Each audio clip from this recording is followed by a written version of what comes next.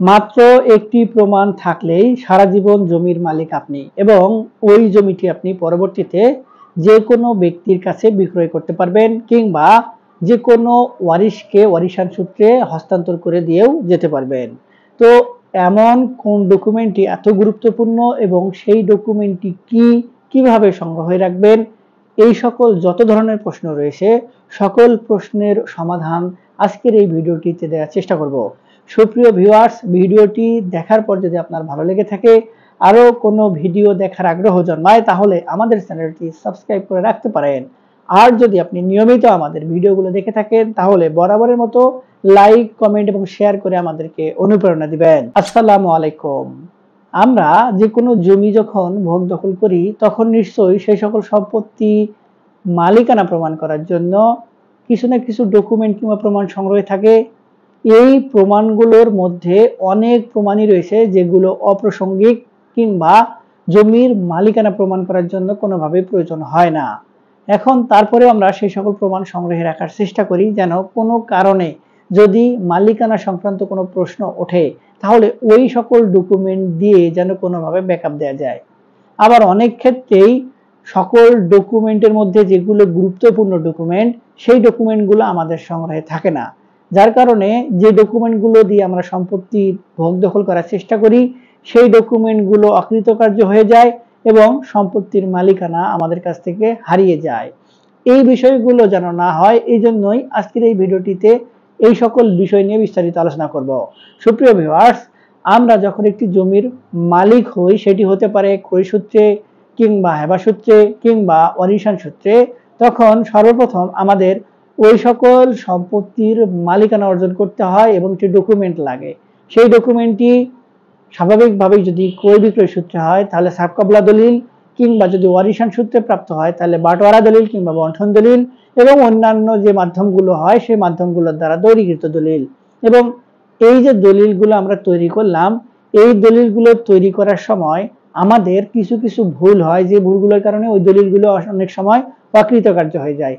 এর মধ্যে উল্লেখযোগ্য যে ভুলটি, সেটি হলো করণিক ভুল, কিংবা আমরা যার কাছ থেকে সম্পত্তি হস্তান্তর সূত্রে পাই, সেই ব্যক্তি যে দলিল বলে সম্পত্তির মালিক ছিল, সেই দলিলগুলো রেফারেন্স হিসেবে যখন আমরা ব্যবহার করি অন্য একটি দলিল তৈরি করতে, সেই দলিলটিতেই কিন্তু ভুল থেকে যায়, যার কারণে পরবর্তীতে যে দলিল তৈরি করা হয় সেই দলিলেও ওই একই ভুল হয়।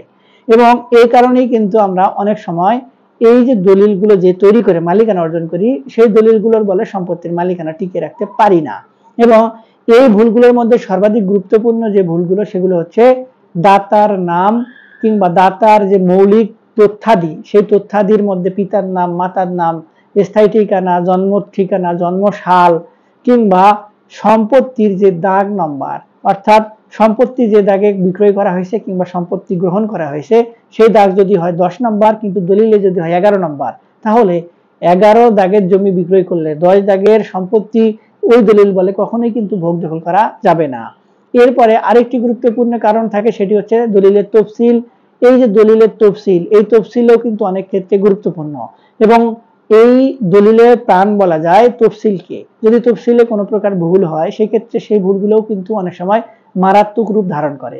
তবে যে ভুলগুলো সম্পর্কে আলোচনা করলাম, এই ভুলগুলো অনেকাংশে সংশোধন করা যায়, তবে সেইটি সময় থাকতে যদি পারা যায় ভালো, যদি না হয় তাহলে কিন্তু বিপদ। যেমন প্রথমে যে উদাহরণটা দিয়েছিলাম, যার কাছ থেকে সম্পত্তি হস্তান্তর করে নিয়েছি তার কাছে যে দলিল রয়েছে অর্থাৎ ভায়া দলিল, সেই ভায়া দলিলে যদি ভুল থাকে, তাহলে আপনি অরিজিনাল দলিল যেটি বর্তমানে আপনার কাছে রয়েছে সেই ভুলটি কিভাবে সংশোধন করবেন? ভায়া দলিল বলেই তো আপনি সম্পত্তির অবৈধ কিংবা ভুল দলিল বলে মালিকানা লাভ করলেন, তাহলে ওই ভায়া দলিল সংশোধন করতে হবে নিশ্চয়ই। সেই ভায়া দলিল যার কাছ থেকে পাওয়া হয়েছে সেই ব্যক্তি যদি এখনো জীবিত না থাকে, তাহলে ওই ভায়া দলিল সংশোধন করার সুযোগ কিন্তু থাকছে না, যার কারণে আপনার দলিলও সংশোধন করার সুযোগ থাকছে না। এক্ষেত্রে আগের মালিক যার কাছ থেকে আপনি সম্পত্তি হস্তান্তরযোগ্য পেয়েছেন, সেই মালিকই অবৈধ কিংবা ভুয়া মালিক হিসেবে কিন্তু আইনের কাছে প্রতিষ্ঠিত হয়ে রয়েছে। কিন্তু আমরা যদি সকলেও জানি যে তিনি আসল মালিক, তারপরেও কিন্তু এটি প্রমাণ করার সুযোগ থাকবে না, এবং এই সুযোগটি নিবে কিন্তু যারা আগের মালিক ছিলেন, অর্থাৎ তৃতীয় প্রজন্মের যারা মালিক ছিলেন, অর্থাৎ যার কাছ থেকে আপনি নিয়েছেন তার আগে যারা মালিক ছিলেন তারা, কিংবা তার ওয়ারিশেরা। এই বিষয়টি যদি কোনোভাবে তারা জানতে পারে তাহলে কিন্তু তারা আপনার এই সম্পত্তিটির মালিকানা দাবি করার সুযোগ পাবে। তাই যে কোনো দলিল তৈরি করার আগে সেই দলিলগুলো কিংবা ডকুমেন্টগুলোর বলে তৈরি হবে সেই ডকুমেন্টগুলো অবশ্যই নয় যাচাই বাছাই করে দেখতে হবে, তবেই আপনি দলিল বলে সম্পত্তির মালিকানা টিকে রাখতে পারবেন। অন্য কোনো ডকুমেন্ট না থাকলেও চলবে, আপনার দলিলেই শুধুমাত্র সম্পত্তির মালিকানা প্রতিষ্ঠিত করে দিবে এবং সারা জীবন আপনি ভোগ দখল করে যেতে পারবেন। এরপরে আরেকটি যে কারণ হয় সেটি হচ্ছে খতিয়ান কিংবা রেকর্ড খতিয়ান। এই ডকুমেন্টগুলো এখন রেকর্ড খতিয়ান বলে অনেক সময় ওয়ারিশান সূত্রে সম্পত্তির মালিকানা দাবি করা যায়। এখানে আইন যেটি বলছে যে আপনি যদি ওয়ারিশান সূত্রে কোনো সম্পত্তির মালিকানা প্রাপ্ত হন সেক্ষেত্রে আপনি আপনার রেকর্ড সংশোধন ছাড়াই সম্পত্তিগুলো অন্য কোনো ব্যক্তির কাছে হস্তান্তর করে দিতে পারবেন কিংবা বিক্রয় করতে পারবেন। এক্ষেত্রে আপনার কিংবা আপনার পূর্বপুরুষের যে কোনো একজন ব্যক্তির নামে রেকর্ড খতিয়ান থাকলেই চলবে। তবে এই বিষয়টিকে অনেকাংশে প্রশ্নবিদ্ধ বর্তমানে করা হচ্ছে। এই বিষয়টিতে না গিয়ে কিংবা এই বিষয়টি আমরা গুরুত্ব না দিয়ে যদি রেকর্ড খতিয়ানের কথা চিন্তা করি তাহলে আপনি যে দলিল বলে সম্পত্তির মালিকানা অর্জন করলেন, হয়তো পারে হেবা দলিল কিংবা ওয়ারিশান সূত্রে কিংবা সাবকবলা সূত্রে, আপনি দলিল বলে প্রাথমিকভাবেই সম্পত্তি নিজের নামে নামজারি কিংবা জমা খারিজের মাধ্যমে রেকর্ড সংশোধন করে নেবেন। যখন আপনি রেকর্ড খতিয়ান সংশোধন করে নেবেন তখন যে রেকর্ড খতিয়ান কিংবা মাঠ পর্চার কাগজটি আপনাকে দেয়া হবে সেই কাগজের বলেই আপনি সম্পত্তি নিশ্চিন্তে ভোগ দখল করে যেতে পারবেন। যদি কোনো কারণে বিষয়টি এমন দাঁড়ায় যে আপনার দলিলটি হারিয়ে গেছে, দলিলটি খুঁজে পাওয়া যাচ্ছে না, বাড়ি ঘরে আগুন লাগার কারণে দলিলের তথ্যাদি নিশ্চিহ্ন হয়ে গেছে, আপনি সাব রেজিস্ট্রি অফিসে গিয়েও কোনোভাবে দলিল খুঁজে পাচ্ছেন না, সেখানে বালাম বইয়ের পাতা ছেঁড়া কিংবা বিভিন্ন অজুহাত আপনার সামনে উঠে আসছে, সেক্ষেত্রে আপনি যদি রেকর্ড খতিয়ান সংশোধন করে নেন অর্থাৎ নামজারি কিংবা জমা খারিজ করে নেন তাহলে সেক্ষেত্রে আপনি ওই জমা খারিজ কিংবা মিউটেশনের কাগজ দিয়ে নিশ্চিন্তে সম্পত্তি ভোগ দখল করে যেতে পারবেন। যদি এক্ষেত্রে অন্য কোনো ব্যক্তি এসে সম্পত্তির মালিকানা দাবি করে তাহলে তিনি যে বলে সম্পত্তির মালিকানা দাবি করছেন সেই ডকুমেন্টগুলো যদি হয় দলিল কিংবা খতিয়ান সেক্ষেত্রেও আপনাকে কোনোভাবেই তারা সহজেই সম্পত্তিতে ভোগ দখল উচ্ছেদ করতে পারবে না।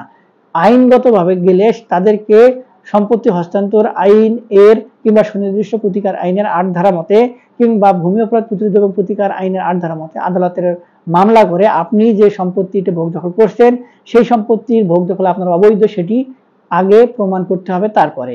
এবং এক্ষেত্রে আপনি নামজারি করার সময় যে ডকুমেন্টগুলো সাবমিট করেছিলেন সেগুলো রেকর্ড রুমে অবশ্যই থাকার কথা।